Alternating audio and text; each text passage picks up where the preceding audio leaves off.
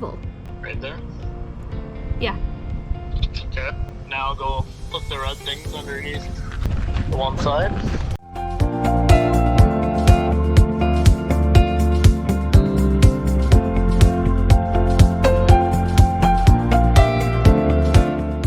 At first it has a wheel chock, since you can't put a wheel chock up in there.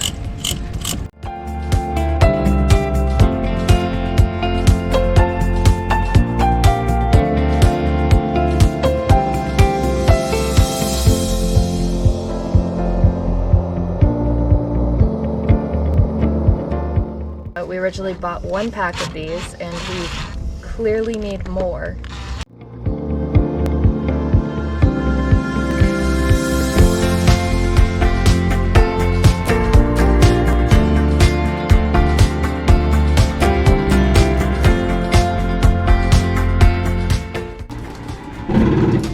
When you hear that scary sound, it means you're all the way out. It doesn't feel like that, dude. Yeah, no, it definitely feels better.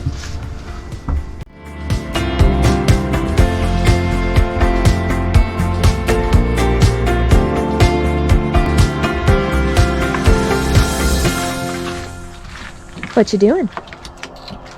Getting ready to dewinterize the camper for the first time for the year.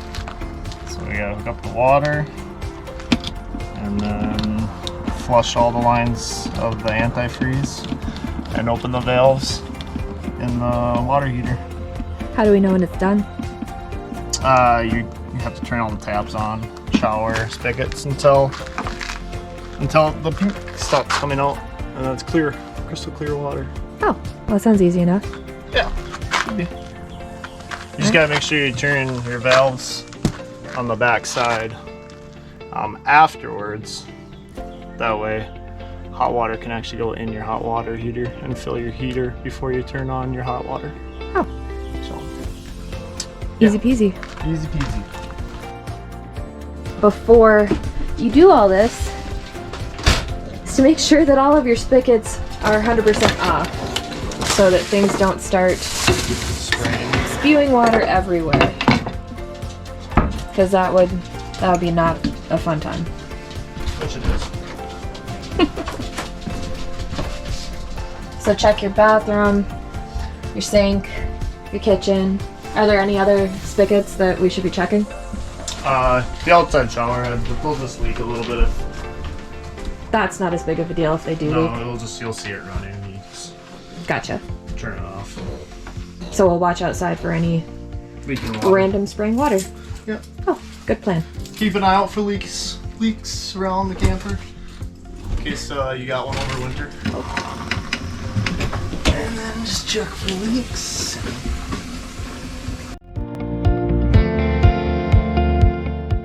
Make sure all of your drains are open before you start doing this. Otherwise you'll start pooling pink in the bathtub like we did. This is the difference of men versus women hanging things.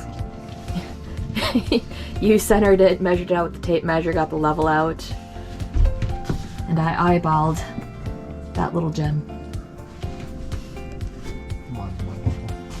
Is this better? Yes. When you first unroll brand new extension cords, they're all kinky, but if you bring them out on a nice day on your deck or lay them out in the yard, the sun will get rid of all those little kinks. So something that we're gonna do is, you see how you can see through everything in here right now? Doesn't really look very nice.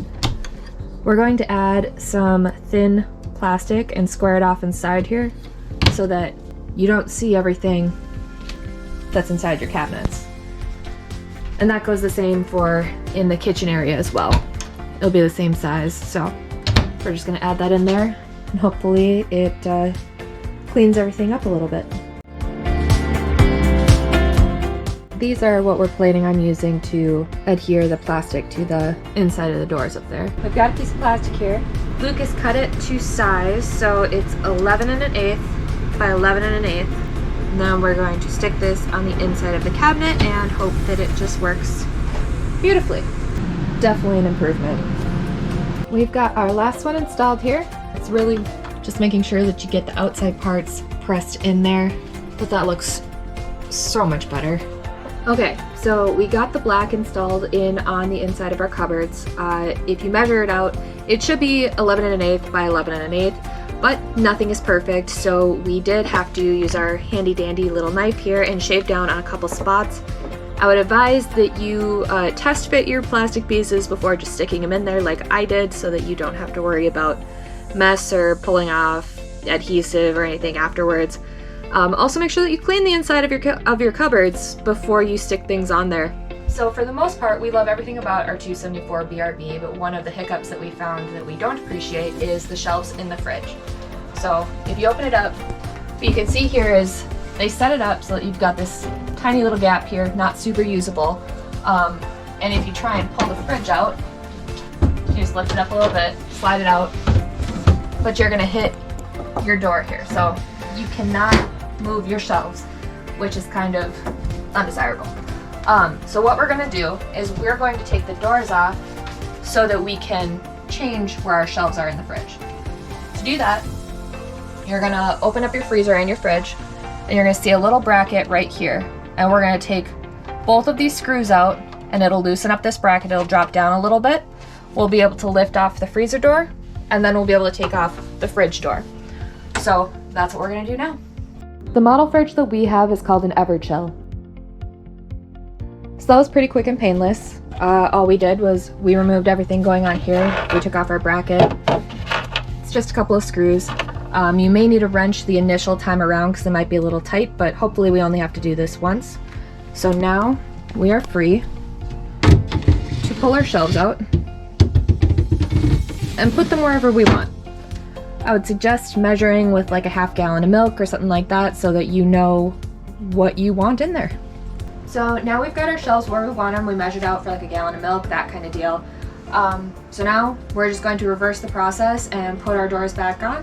We're going to start with the fridge door, and then we're going to grab our bracket Put it in the hole and make sure that you're lining up. Just set it in there. All you want to do. Yep, we're going to line that in there, set it down. And then attach the freezer door. And then next we'll attach the freezer door. This is kind of a two-person job, and then we're gonna screw our bracket back in. So that was pretty easy peasy. Everything looks good. And that's that. Directions say there's a drain underneath. So that's the drain. I was wondering if we're better off just having this inside. Well, is there any reason it has to be held down with the brackets? Couldn't we put...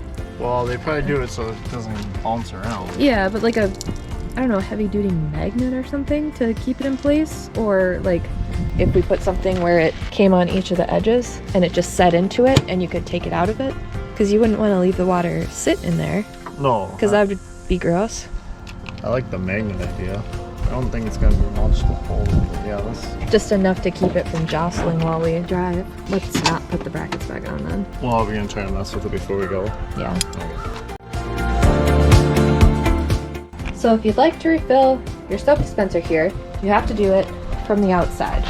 If you open up your outdoor kitchen, you're gonna look in here and be able to reach in, and we put in some nice lavender soap, but you just screw it in from the bottom and then call it good. We upgraded our shower head right off the bat to an Oxygenics model off of Amazon. It came with a hose in the kit, but we chose to do a separate one that was a little nicer and kind of laid a little flatter. Definitely recommend. We took out the short queen that came with the RV because quite honestly it sucks. You lay on it for 5 seconds and you know. You read any of the forums out there and they say, hey, replace your mattress ASAP. And they're not joking. So we took a queen size bed from in our house that we already had set up and switched it out. This is a full queen. It does shorten this area here, but being that that is my side of the bed, it's really not that bad to get over here.